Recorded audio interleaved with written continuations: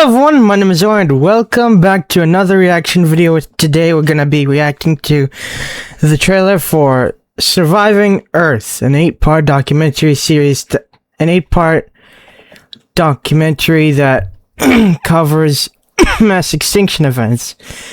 Scooby's here. Scooby, say hi, say hi, say hi, say hi. Scooby, say hi.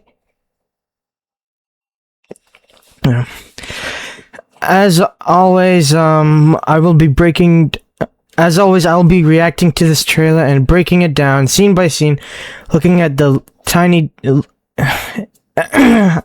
as always, I will be breaking speak English or as always, I'm gonna be reacting to this trailer and breaking it down, but instead of looking at the details you might have missed, I will be looking at the different types of creatures featured in this trailer, like what I did, similar to what I did in my Primitive War trailer reaction videos and my Walking with Dinosaurs reaction video, and the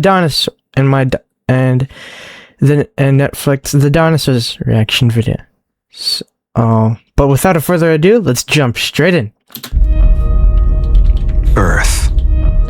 A breathtaking planet that has supported life for billions of years.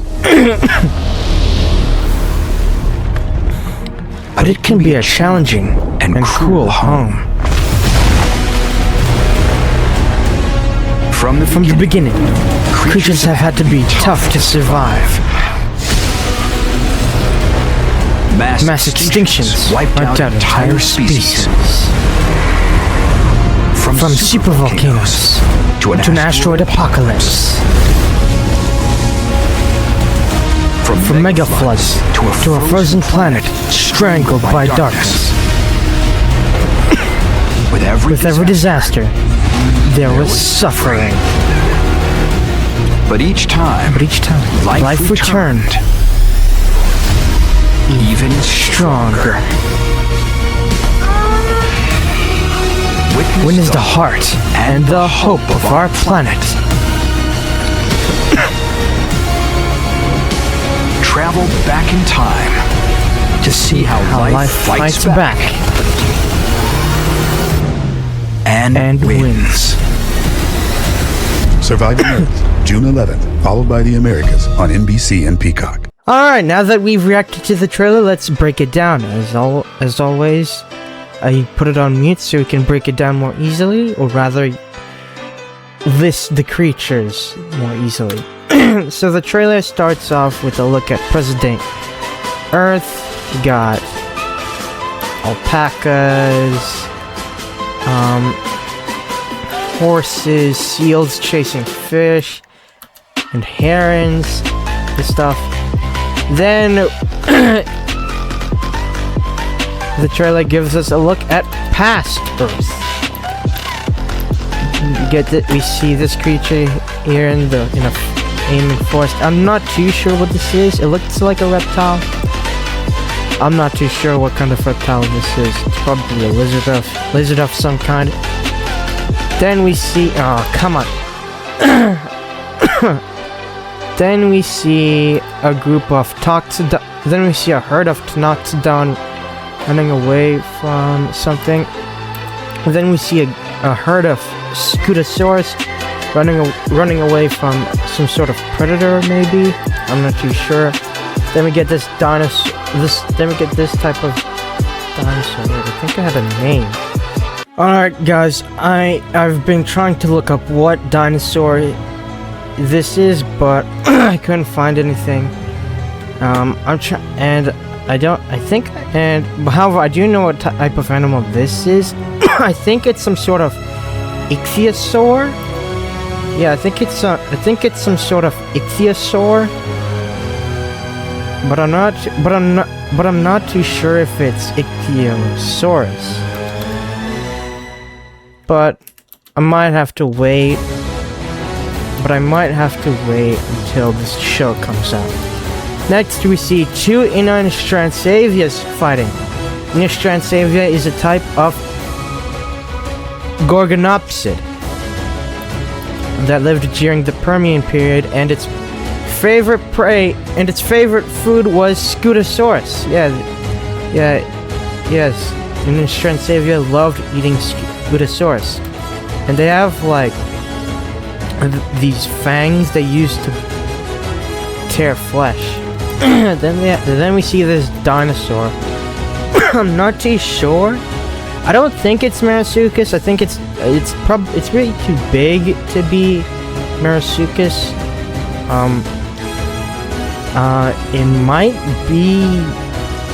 It might be Ornitholestes.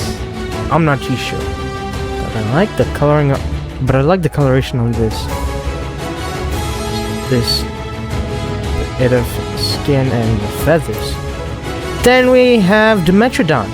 Fun fact: Dimetrodon has, for a long time, Dimetrodon has, for a long time,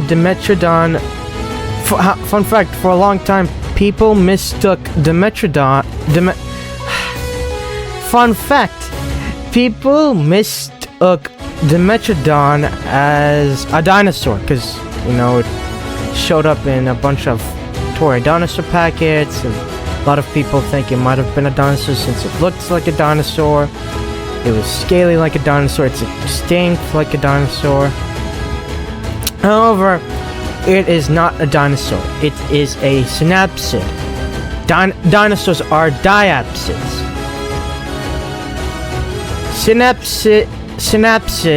The difference. Let me tell you the difference between the two. Diapsids have two temporal fenestrae behind the eyes, whereas... Okay, hold on. Well, not two.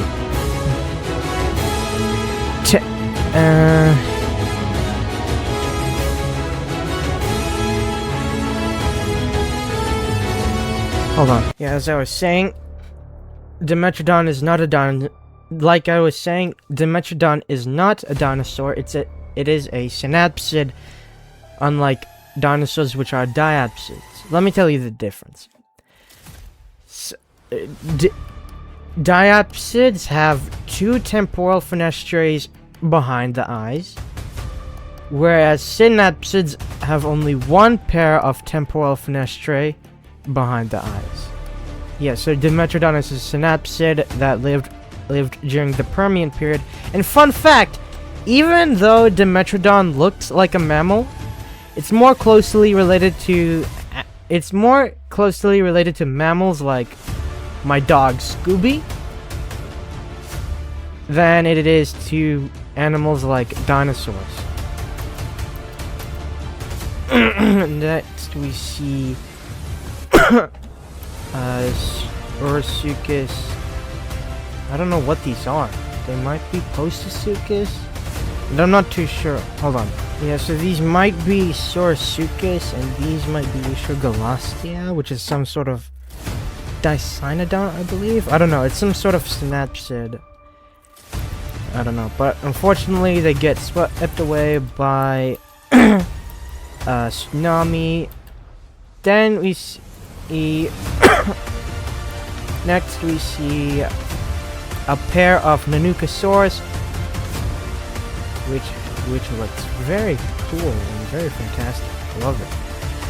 Fun fact, Nanucosaurus is a smaller member of the Tyrannosaurid family, which includes animals like Nanucosaurus, Gorgosaurus, Albertosaurus, Tarbosaurus, Guanlong, Eutyrannus, Daspletosaurus, and even T-Rex itself. And I think Nanucosaurus used to live with Pachyrhinosaurus? I'm not too sure. Prehistoric Planet showed Nanucosaurus fighting a Pachyrhinosaurus. I'm not too sure. Next, we see a Spinosaurus getting swept away by a tsunami. I think this might be set in Africa. I think this might be set in Africa, since Spinosaurus This might be said in the Kem Formation in Egypt, Africa, since Spinosaurus was found there. And it looked like the Spinosaurus looked very paleo-accurate. While Spinosaurus, fun fact, paleontologists have discovered a type of Spinosaurid called Spinosaurus mirabilis, which has like a long crest on its head. This one is Spinosaurus aegypticus because I cannot see any long crest on its head. Spinosaurus aegypticus had like a small crest. Spinosaurus mirabilis had like a long crest on its head.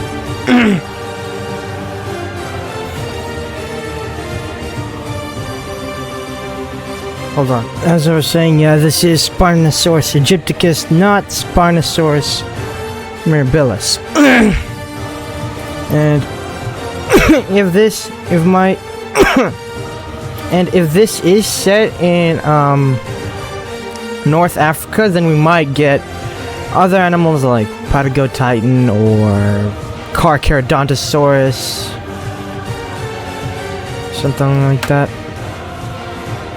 Fun fact, when Spinosaurus was discovered, we had no idea what it looked like.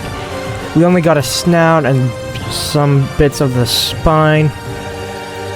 Then in World War II, the fully complete Spinosaurus specimen we had was blown to bits, and so artists pictured it as a theropod that stood on two legs and was fully terrestrial and not land, and was not aquatic. I mean, Jurassic Park 3 did show Spinosaurus living in the water, but it mainly stood on land. Then, however, thanks to some other Spinosaurids like Baryonyx, thanks to other Spinosaurids like Baryonyx, Suchomimus, and Irritator, we have pictured Spinosaurus as we found out what Spinosaurus looked like. Instead of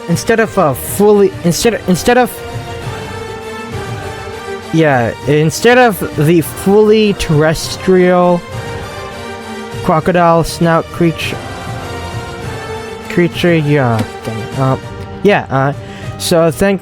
thanks to some other Spinosaurids like Baryonyx, Suchomimus, and Irritator, we found out what Spinosaurus looked like.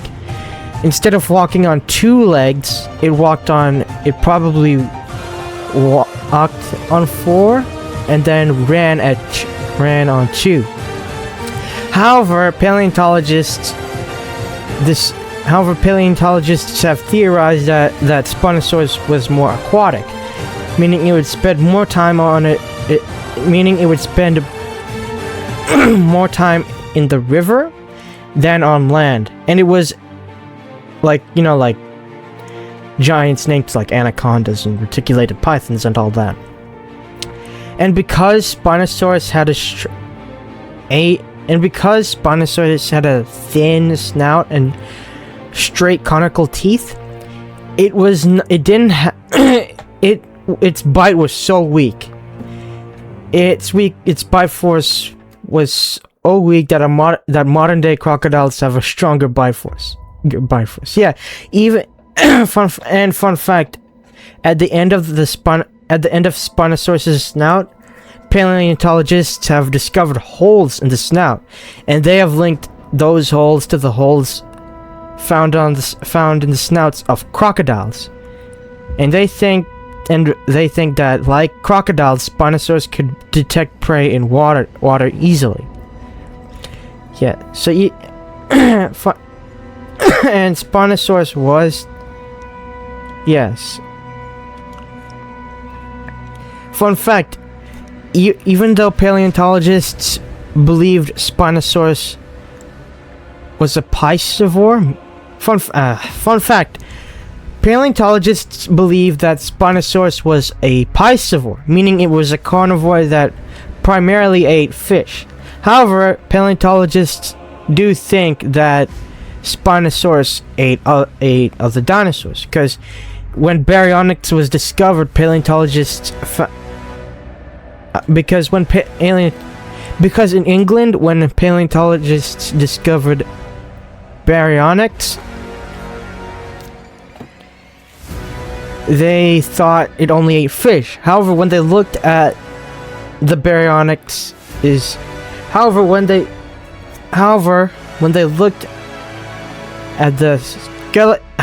looked at the skeleton for Baryonyx, they found the remains of a baby iguanodon, meaning and they thought Baryonyx was an active predator.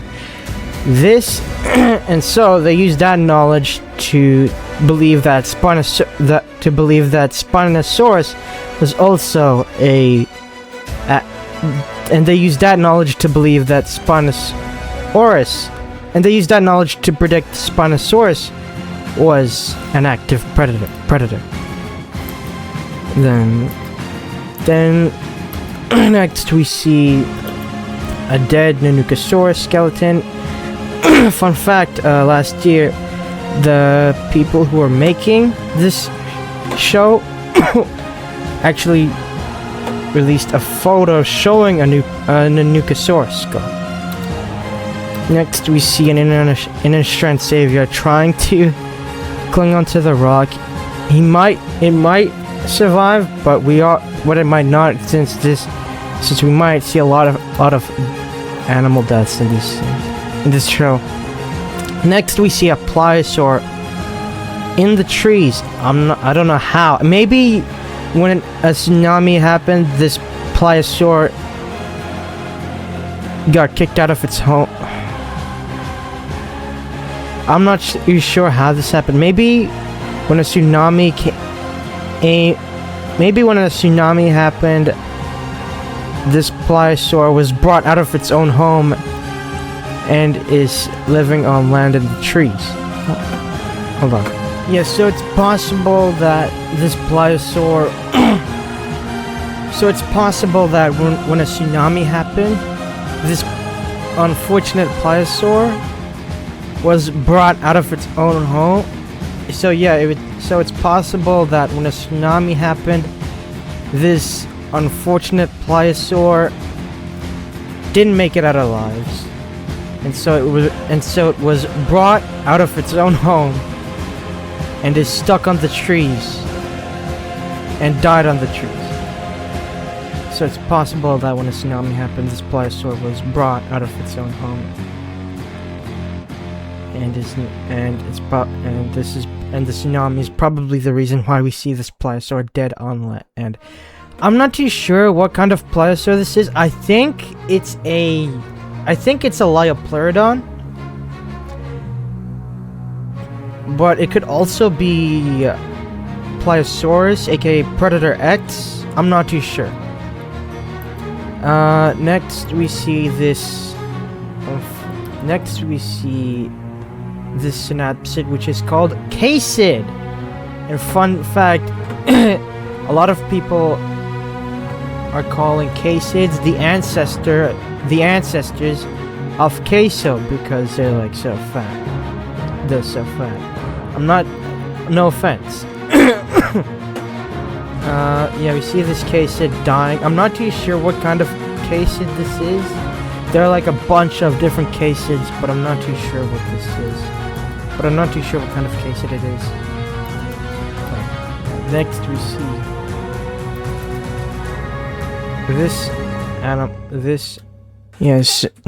next we see this creature called Diictodon. I'm not too sure.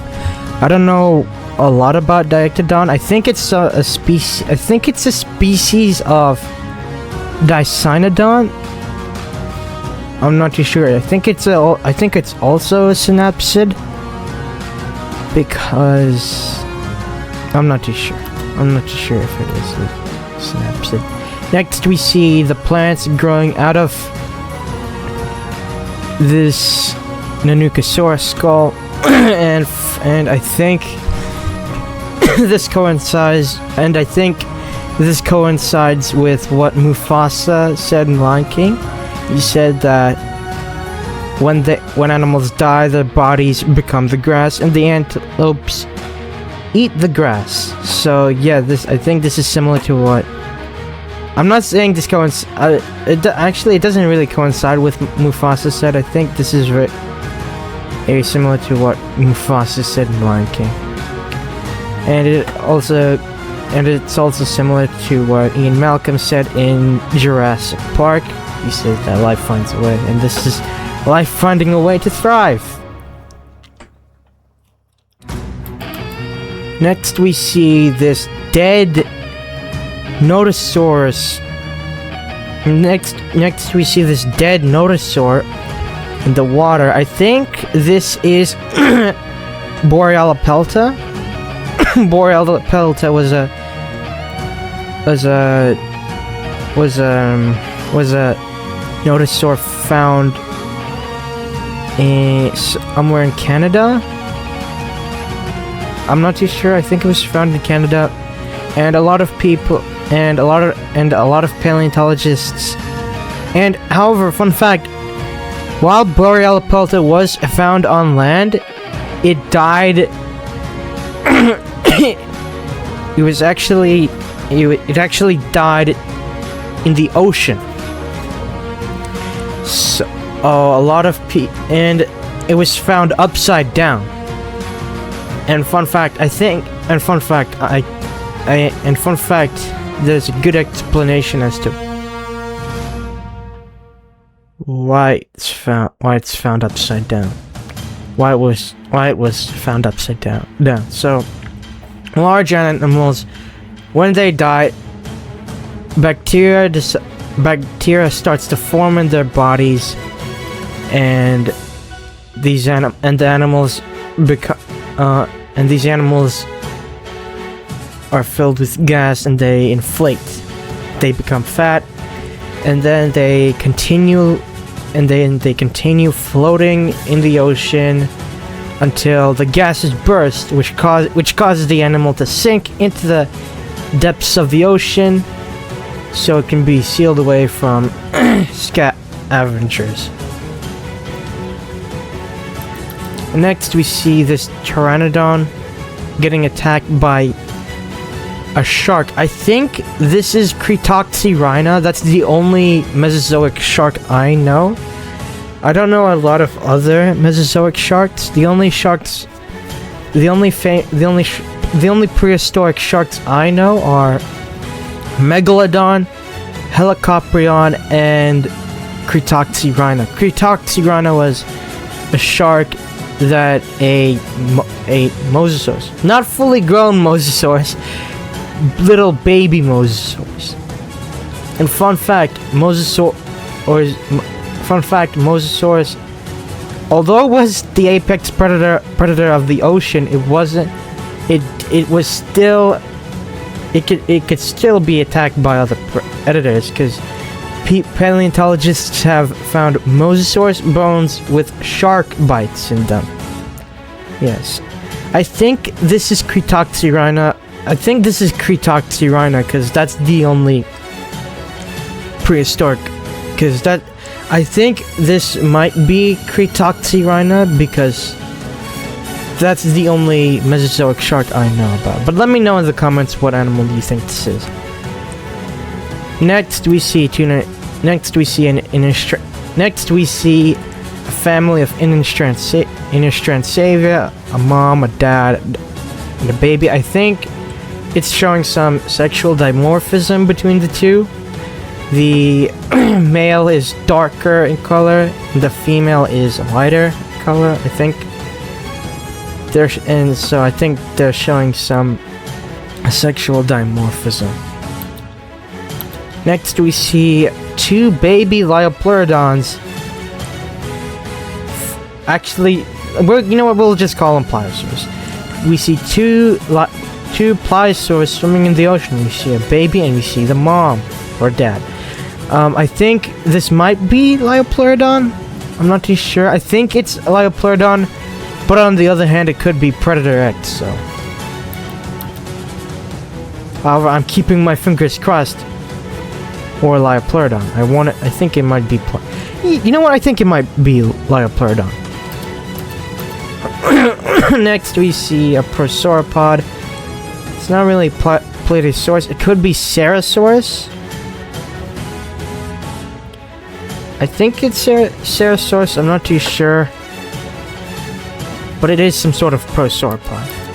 Next, we see a group of Ichthyovenators flying away from a Spinosaurus. Yeah, another fun fact. Another fun fact. Another fun fact. A lot of fun fact. Fun fact. A lot of people have been wondering what the spine on the Spinosaurus is for.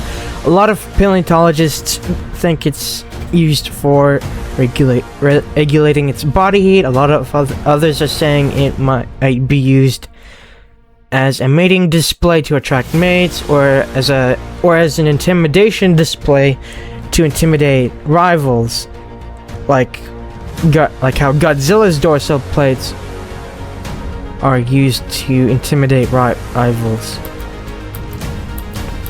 Next, we see some sort of mammal. I'm not too sure what it is.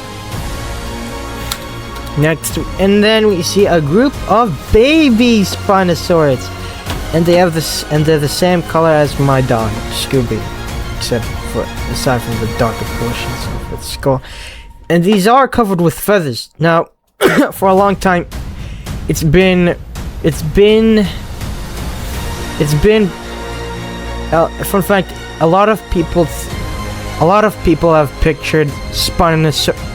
Fun fact, a lot of people have pictured Spinosaurus as a scaly predator. However, others are saying it might be covered in feathers. Reason for that is because Spinosaurus is related to birds,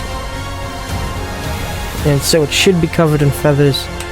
I think that's the only reason. There are other reasons. However, others are saying that Spinosaurus might not be covered in feathers because it's semi-aquatic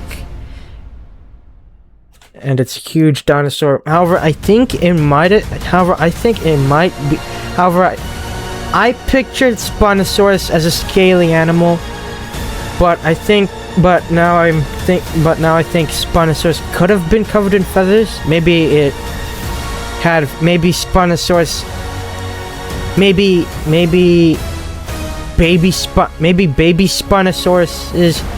were fully covered in maybe baby Spinosauruses were covered. Maybe baby Spinosauruses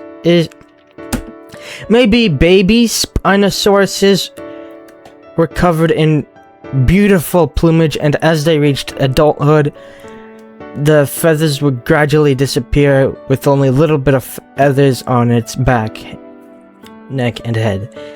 That's actually the case with T-Rex. A lot of people think baby T-Rexes were fully covered in feathers, and as they reached adulthood, the feathers would gradually disappear with only a little bit of feathers on its neck, head, back, and tail. And next, we see a group of cephalopods glowing in the dark, probably caused by bioluminescence. Next, we see two baby elephant. Next, we see two baby prehistoric elephants. I'm not too sure what they are. And next, we see a short-faced bear taking care of its young. Fun fact, a short-faced bear was the apex predator of the Cenozoic.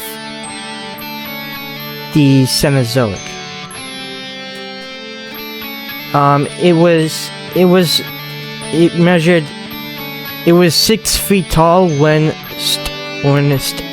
When yeah, its other name is Arctodus. And fun fact, yeah, it is a fun fact. Short-faced bear was the apex predator in the Cenozoic, and it was the biggest one. Because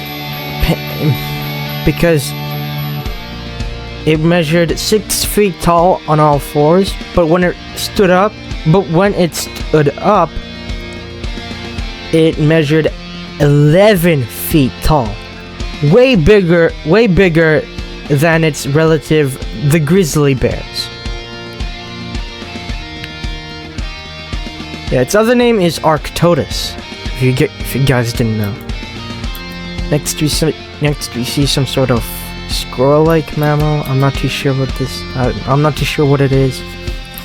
Next we see some weird salamander, prehistoric salamander. I'm not too sure. Maybe it's a salamander, maybe it's some other creature. Next we see some sort of elephant. I don't think this is Mastodon, because Mastodon was fully covered in fur, and this is only partially covered.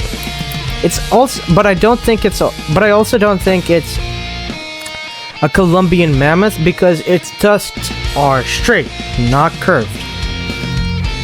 Woolly mammoths and Columbian mammoths had curved tusks. These tusks are just pointing straight. Next we see a saber-toothed cat, probably a Smilodon. It's got some spots on its face.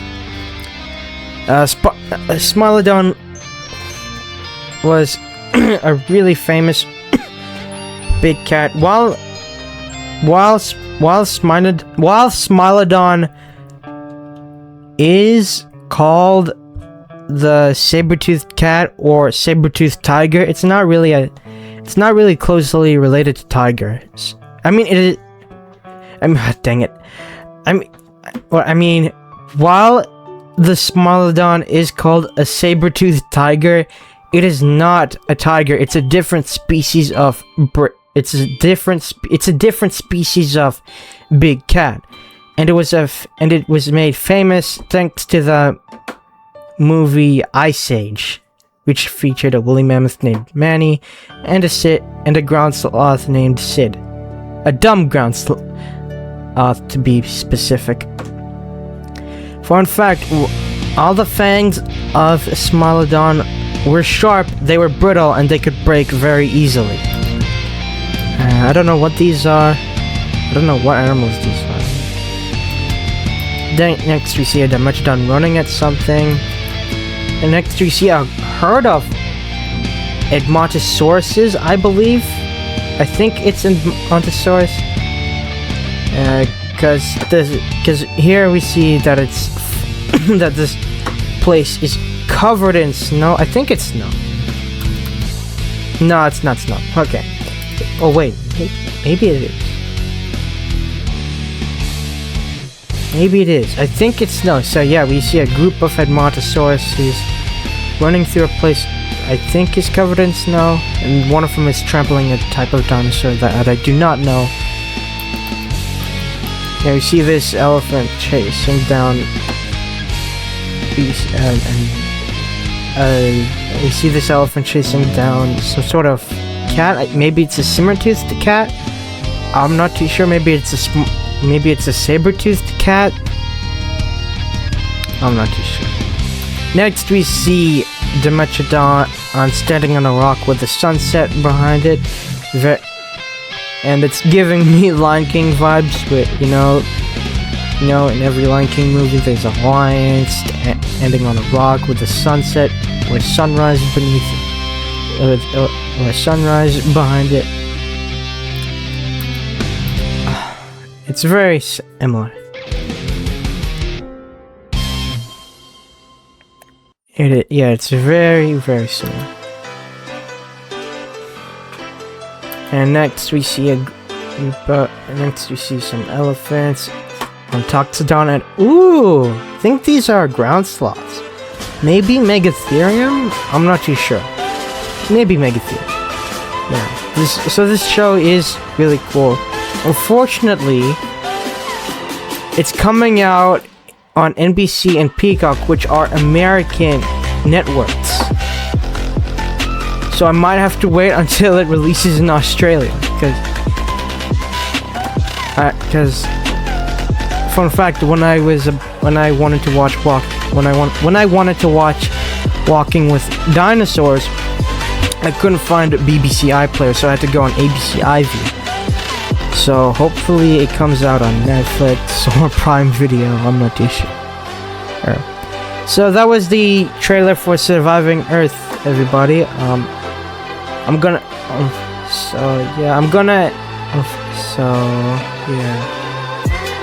Fortunately, I'm gonna have to end the video here. If you enjoyed the video, please leave a like, subscribe, click the bell for notifications, and I'll see you in the next one. Peace out.